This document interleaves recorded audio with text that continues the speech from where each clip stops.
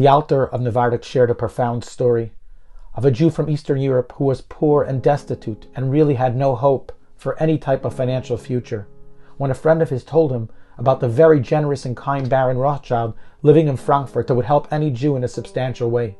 And he decided that that was perhaps his only hope. And he began the arduous journey by foot. He had no money for the fare. And he began to walk city to city, district to district, country to country. By the time he got into Germany, his shoes were worn out. He was barefoot. And by the time he came into Frankfurt, he was a shadow of his former self, a skeleton, skin and bones. He dragged himself to the front steps of Baron Rothschild's palatial mansion. He rang the doorbell, and he collapsed from exhaustion and starvation.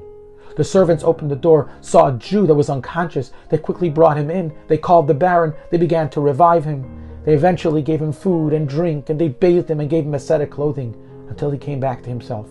All the while, Baron Rothschild, very concerned, hovering in the background to make sure this Jewish fellow would be okay. Finally, when the fellow came to and he regained a little bit of his strength, the Baron sat him down and said, "Rabbi, my dear Jewish brother, what brings you here? How can I help you?" And he shared his tale of woe. The Baron was so touched. He'd seen how destitute the fellow was. And he reached into his purse and he pulled out enough gold to take the fellow back home, establish a business, and hopefully put him on solid financial footings. The fellow came back home, and sure enough, he was successful. A friend of his who was also destitute decided, "Let me try the same thing." And he began his trip.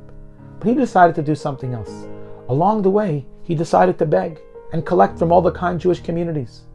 And as he traveled, it took him many months, he slowly but surely started to amass a substantial amount of money. By the time he came to the Baron, he was pretty well put together. He was able to eat, and he had a substantial amount of money in his purse. He came to the Baron, he shared his tale of woe, and the Baron gave him a few German francs. The fellow looked at him with horror. He traveled across Europe to be able to get a substantial donation, and he only gets a few francs. "Baron," he said, "perhaps something else." The Baron gave him 10 francs. But he says, "How about my friend? You literally put him on solid financial footing. You started him up, me not giving me anything." He says, "That fellow traveled across the world because he realized I was the only one that could help him. But you, there's so many kind Jews that have helped you. You don't need me. Go back, and people will help you along the way." Explained the author from the Vardik. The first of the Aseret HaDibros is Anochi Hashem Elokecha. Believe in the Rabbi Shalom, and many people believe in God.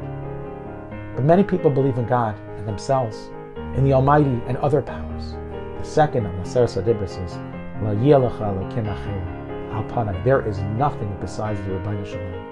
When a person realizes that he cannot count on anything whatsoever in this world, there's no one besides the Rabbi Shalom himself, then the Rabbi Shalom says, "If you are fully reliant upon me, then I'll support you and I'll sustain you." But when we come before the Rabbi Shalom and say, "We also need your help," then the Rabbi Shalom gives us a respectable handout, a kind donation, but he doesn't literally assume our problems and help us in a whole new level. Let's be mechazak our emunah. Let's strengthen our belief that only the Rabbi Shalom can give us, and we're fully dependent on him, and he'll respond in return.